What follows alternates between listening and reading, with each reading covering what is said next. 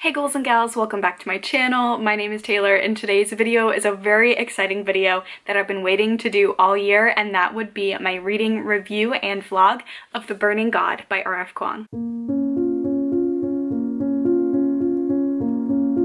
So if you are a returning subscriber to my channel, welcome back. If you are new, I just want to let you guys know this is a Fang Runin Stan account.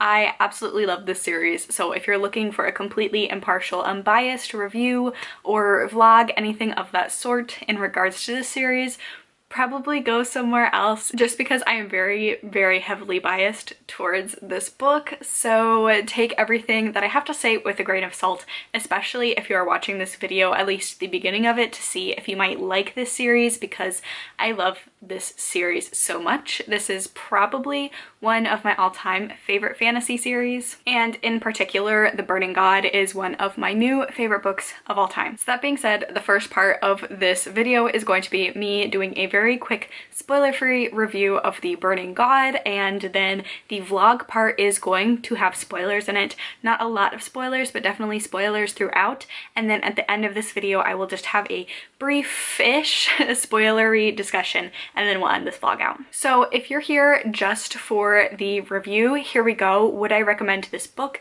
and the series? Absolutely. I think that this series is one of the best fantasy series that has come out this century. It's definitely going to be one where, like, years and years from now, it's going to be a modern classic, and then just a classic and a staple in the fantasy genre. I can easily tell that from reading this series, so just for that alone, highly recommend picking up this series. But The Burning God is an incredible book, not just book on its own, but as a third book in a contained trilogy. It does everything that the readers are expecting and wanting and more, and this series as a whole is so tightly wound thematically, and each book, it's just clear that the series and the writing and the characterization just get better and better and better with each book. This book definitely comes with a lot of trigger warnings, so be sure to look those up before you pick it up. This is a very grim, dark fantasy series where the fantasy elements are very light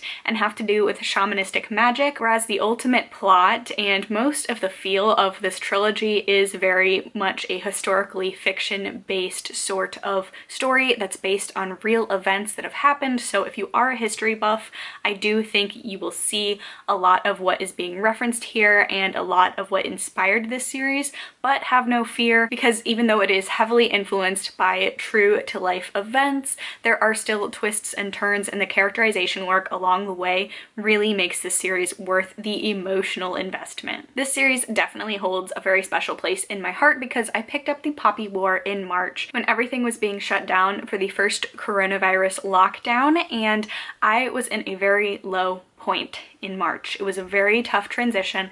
I feel like a lot of people can relate. I was having a really hard time focusing on anything. I needed a distraction. I needed a good book to lose myself in because I love reading, and just that was something that I needed. And I loved fantasy, but fantasy wasn't really clicking with me just because I just wasn't feeling it, I guess. And then contemporary just felt wrong reading about, especially like newer release contemporary, because it just reminded me of how different the world was turning in 2020. Now, I did have a copy of the Poppy War and I decided to pick it up on a whim, and the rest is history. I read it throughout March. It got me out of a reading slump, and it really reunited a love for reading that I really desperately needed, an escapism that I really needed in the month of March. So I decided to pick up The Dragon Republic, and I managed to hold out until June because I had initially wanted to read it a lot closer to The Burning God coming out in November. I sat down to read it in June and I ended up finishing it in a day. I couldn't put it down, and that is something that I really haven't felt since I was a kid. I can't really tell you. I think Harry Potter and the Deathly Hallows was the last at least over 300-page book that I've ever managed to read in a day, because I was just so invested in the material and just fully feeling like I was in the world, like I was transported to somewhere else. And so that was my experience reading The Dragon Republic, and then in November I decided to pick this book up, and wow. 2020 has definitely been a year, and I'm really glad that this series has been with me through like every single stretch of this year, and I'm so sad it's over, but definitely highly recommend recommend you picking this series up. It is so immersive, so wonderful. So if you like grim, dark fantasy with heavy historical fiction elements, if you like unlikable main characters and lots of characterization and character work with characters that are in terrible situations and that make you feel for them even when they don't always do what is necessarily the best decision, I highly recommend this series. I can't recommend it enough. The Burning God is definitely one of my favorite books of all time. So with that being said, let's get into the vlog section of this video. After this point, there are going to be a lot of spoilers, so if you haven't read it yet, definitely stop here and I will see you in the vlog section.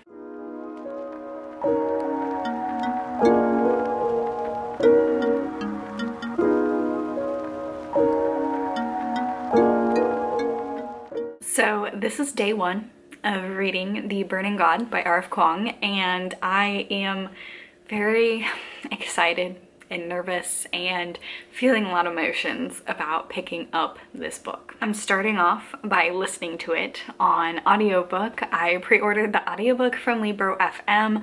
Now, The Poppy War and The Dragon Republic I read primarily through physical copies of the books. However, my partner's been reading this series as well, and he is definitely more of an audiobook reader, so he was listening to them via audiobook, and the audiobooks are actually really good. So I went ahead and pre-ordered the audiobook for this book, which actually ended up being really good because I pre-ordered The Burning God, but the physical copy isn't supposed to show up until Friday, and it's now Tuesday and the book has come out, so I'm starting with the audiobook. Now, I have started reading it. I haven't gotten very far. I'm on chapter 4, so I thought I'd come on here and do a very quick before I really get too started into the book. The prologue in this one, absolutely incredible. I love when the prologues are used to the maximum effect and really introduce like a different character's point of view or see inside a character that you've kind of established in your head but you've never seen their point of view, and also just like a backstory or a prequel kind of scene going on. Prologue was really good. It's starting off incredibly strong and I'm ready. Initially, I was planning on reading this one mostly in a day. I read The Dragon Republic in one sitting and I highly enjoyed that experience. However, just because this is the last book in the series, I think I'm going to be taking this one a little bit slow, especially because I feel from the first couple of chapters, the tone of this one is gonna be a lot. So I don't have anything to do today, so I'm gonna sit down and just listen to as much as I can of The Burning God, and I'm very nervous going into this one. I mean, all of the themes in this book are very heavy. All the themes in this series have been very heavy, and I've seen from a lot of reviews from people who have gotten advanced readers copies and just been able to read the book already that this one hits heavy. So I'm definitely very anxious to get to this book. I'm excited for it. I'm nervous for it. Yeah, I guess I'll check back in with you guys in a little bit.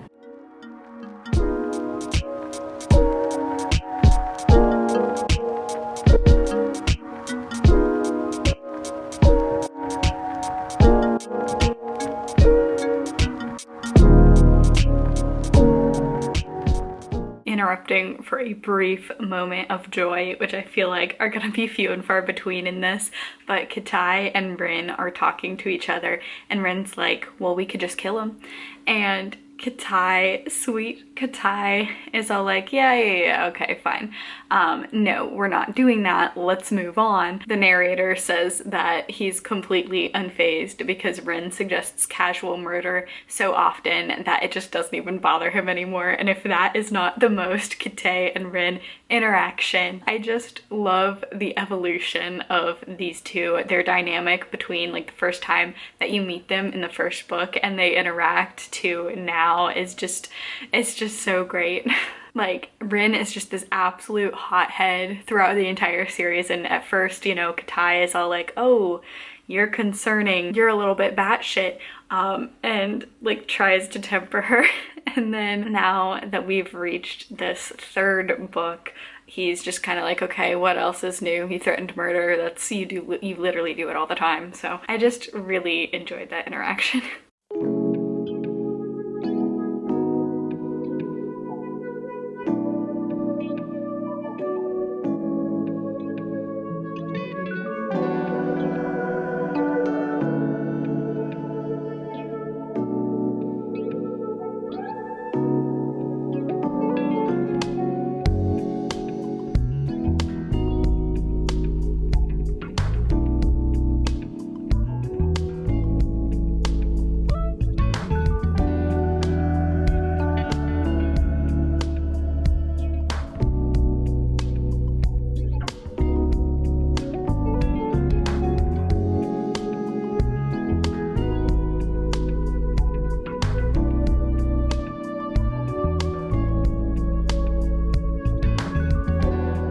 So I'm on chapter 15 and things are going like surprisingly well. Like I really did come prepared for things just to be awful all of the time, just based on early reviews and just the vibe of this series. However, I feel like with every problem that has been presented, I feel like there's just been like an easy road and an easy solution.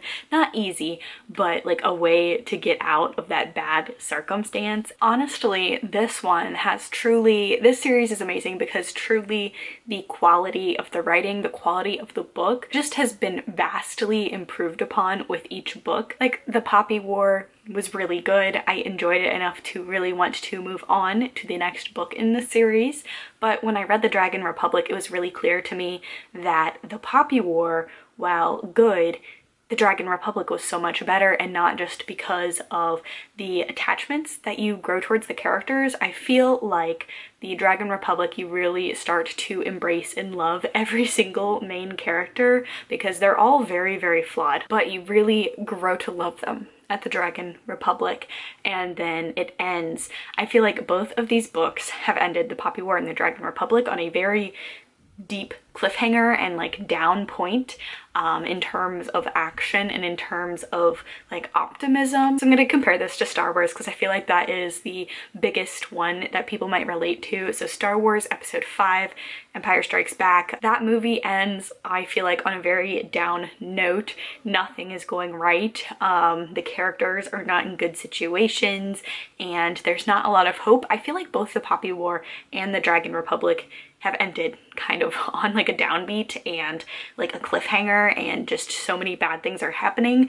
This one, I obviously can't speak for the ending, but I was actually really pleasantly surprised. The character work in here is impeccable. I feel like if you've read this series and enjoyed this series up until this point and you're reading The Burning God, you can really anticipate what like each of the major characters are going to say next, but in a good way, not in a predictable way, but they definitely feel like fully fleshed out characters. I feel like I could meet Venka, I could meet Kitai, I could meet Rin in the street. Like I feel like they are actual people. That's how fully formed, and in my mind they are. They definitely feel like real people as opposed to characters. So it's been surprisingly funny. There are like a lot of one-liners, but not in a bad way. I definitely think that humor has been used really excellently in this one to kind of make you more attached to characters and really enjoy the calm before the storm, as I feel like in chapter 15 we're kind of getting into the main conflict. We have more characters being set up in different ways to propel ourselves to the end of the action. So I've actually been switching on and off between the audiobook and the physical book. I finally got that in the mail, which was exciting. So it's actually been really fun. I think the audiobook is brilliantly done. There are just some certain scenes where I do read physically faster than I can listen to an audiobook and absorb the content. So some scenes that are really fast paced that I like really need to know what happens next as fast as possible, I have been picking up the physical book and reading that. But either way, I think you cannot go wrong. I have some theories for where this series is gonna go. There have been a lot of characters introduced in this one, and sometimes I feel like, especially in fantasies, you get introduced to a character and really they're only there for one scene and then they disappear. I feel like some of them, I'm trying to determine which ones are gonna make a play later. In this book, I have a theory on where things are gonna go, but at the same time, I'm really not trying to actively make any theories for the end of this book because I really want to focus on just reading and absorbing and just being engrossed in the story and not taking myself out of it too much to try and analyze from a storyboarding point of view and trying to figure out where it's gonna go. So yeah, that is all I have for this update, and I will check back in with you guys probably tomorrow or the next day when I've completed another big chunk.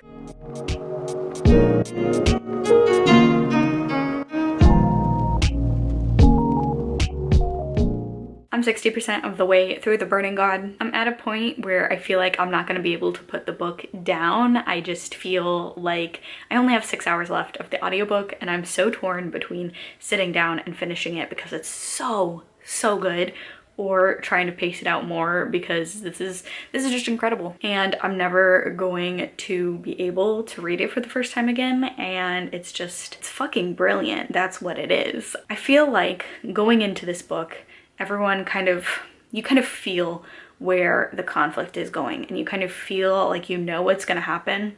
You don't know what's going to happen. There have been so many turns, and a lot of these choices are such bold choices and they work so well, and I absolutely love it. This book is honestly probably going to go down as one of my favorite books of all time. I'm loving it. And the part where I'm at right now, I think I'm on chapter either 19 or 20. Not sure of the exact chapter number, but I just started part 3. And what I thought might happen at the beginning of this book is starting to happen. And I'm so here for it. Again, I think I already mentioned that there are gonna be just spoilers galore in this section of the vlog, so beware. But I love how Rin is trying to figure out how to get more firepower, and how do you do that? You make more shamans. I have been missing like that ragtag group. I know in the first 2 novels you had the Sika or Psych, depending on which audiobook pronunciation you're gonna go with. I believe it's Psych technically. I think it's supposed to be something else, but I've been missing that in this one, so I'm really excited, especially with Rin as the helm. It's just gonna get real chaotic real fast, and I'm real here for it.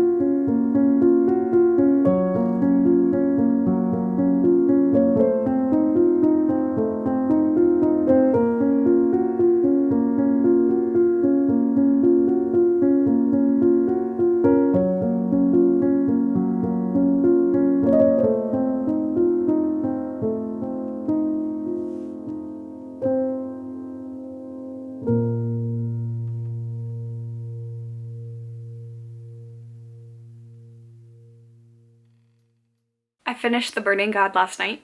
And as you may have guessed from that compilation of my reaction to the last couple of chapters, I cried. I cried. So that was 3 for 3 books of the Poppy War trilogy that I cried in. So yeah, keep that in mind. I'm not the first person, I'm not gonna be the last person to say this. The ending just rips your heart out. It just rips your heart out.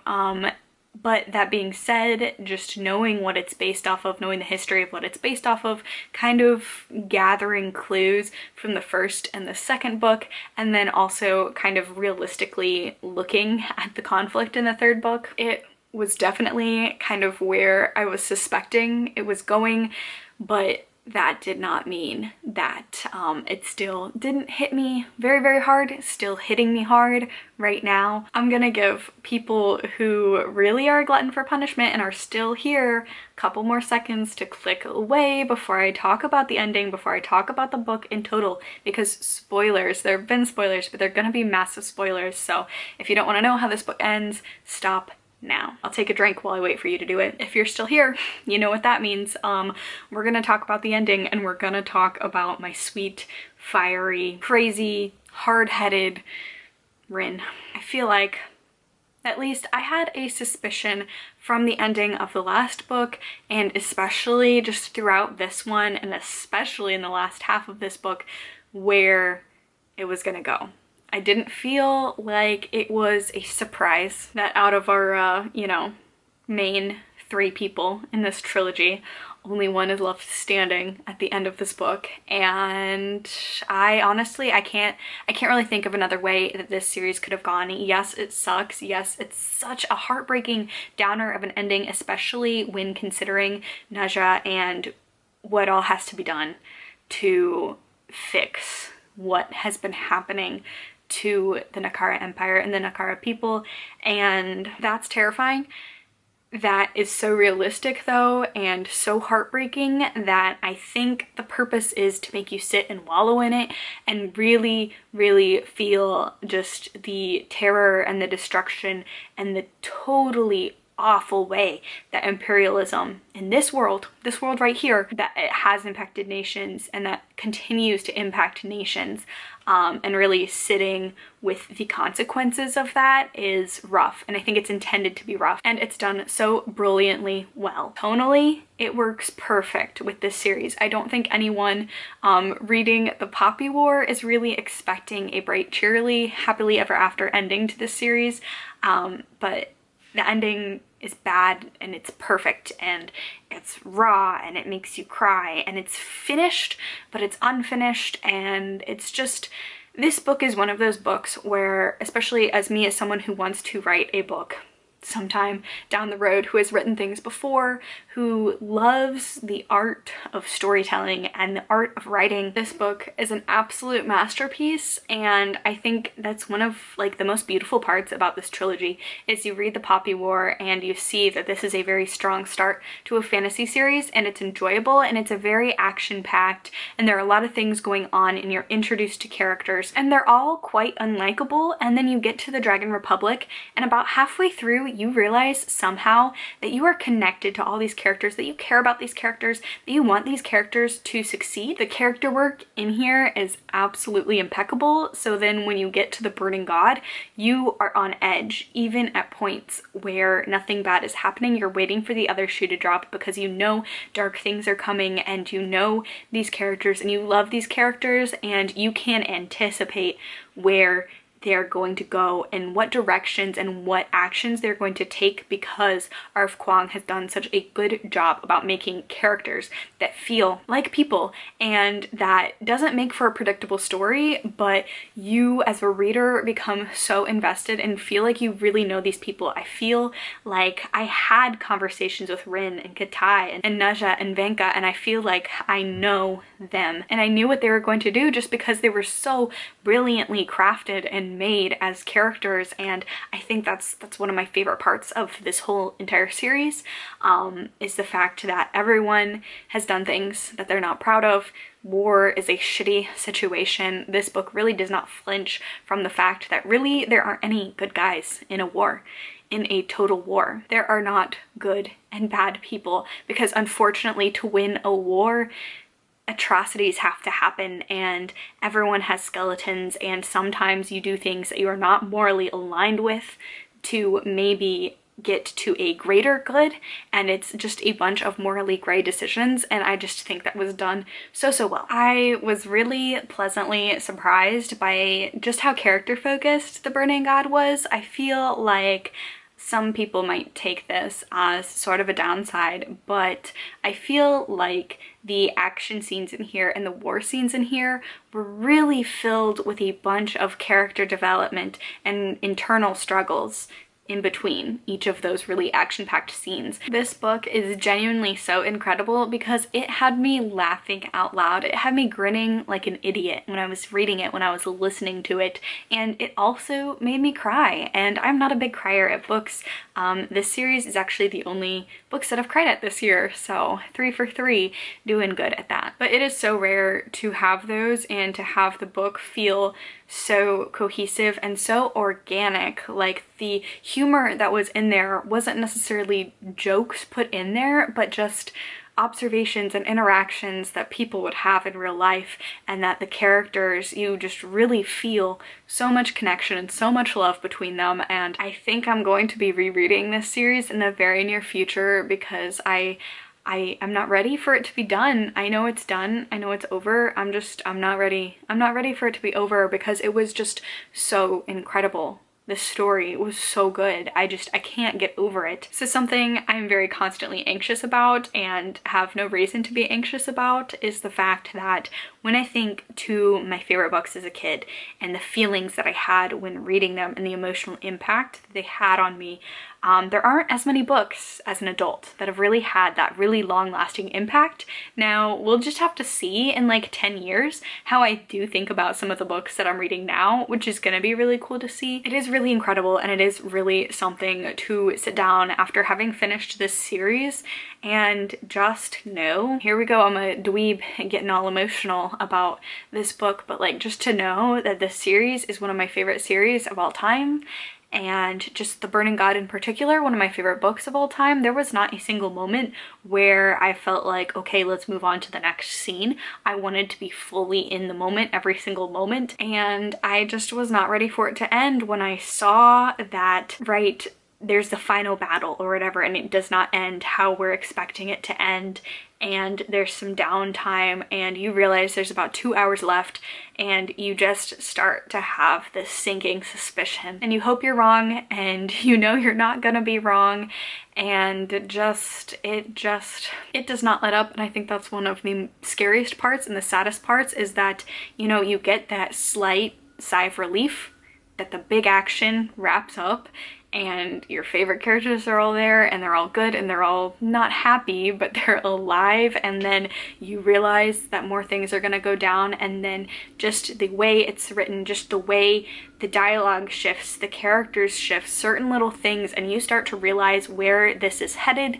and where it's gonna end up, and by the end you're seeing the final scene and you know that Rin is not going to walk away from this. And then in that aspect, I was kind of hoping, I had guessed that Rin was probably going to die based on her character arc and what she represented. I was really hoping that they could like split apart from each other, her and Katai, so that selfishly I thought maybe he could lead and be a figurehead of the good they were trying to accomplish, because I definitely feel like he is young, but he was definitely a leader that the nation deserved.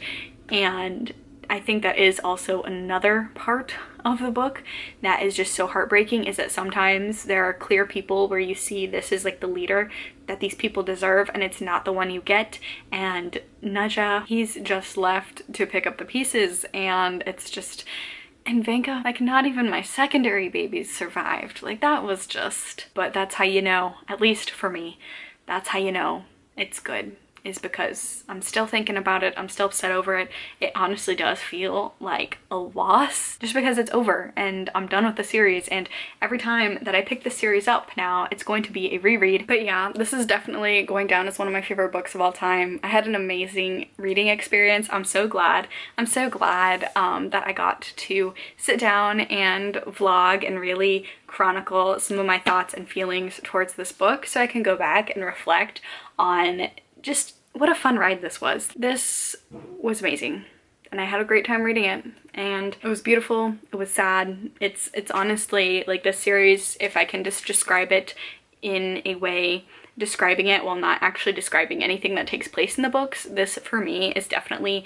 a series that really cements why reading is so important to me, why I love reading so much, and how characters that are fictional can make their way into your hearts and just really be there for you. And yeah, I think that's really all I have to say. I mean, I could go on and on and on and on, but I don't think anyone wants like a 10-hour long video of this book. But I had a really fun time reading it, I guess. Let me know in the comments down below if you've read it, what you think about it. Spoiler tag please for people who may not have gotten to all of it yet, or who are still working their way through it, or want to pick it up in the future. As V.E. Schwab says on the back, this series is wonderful. It's wonderful. Yeah, now that I'm seeing what's on the back and knowing what it is, getting very sad over it. But that's all I have to say on it. This book was absolutely wonderful. I loved it. Definitely one of my new favorite books of all time, if not my favorite book of all time. So that is going to be the end of this reading vlog. If you liked it, be sure to give it a thumbs up, leave a comment down below, subscribe for more content from me. Stay safe, stay spooky, and I'll see y'all on the other side. Bye!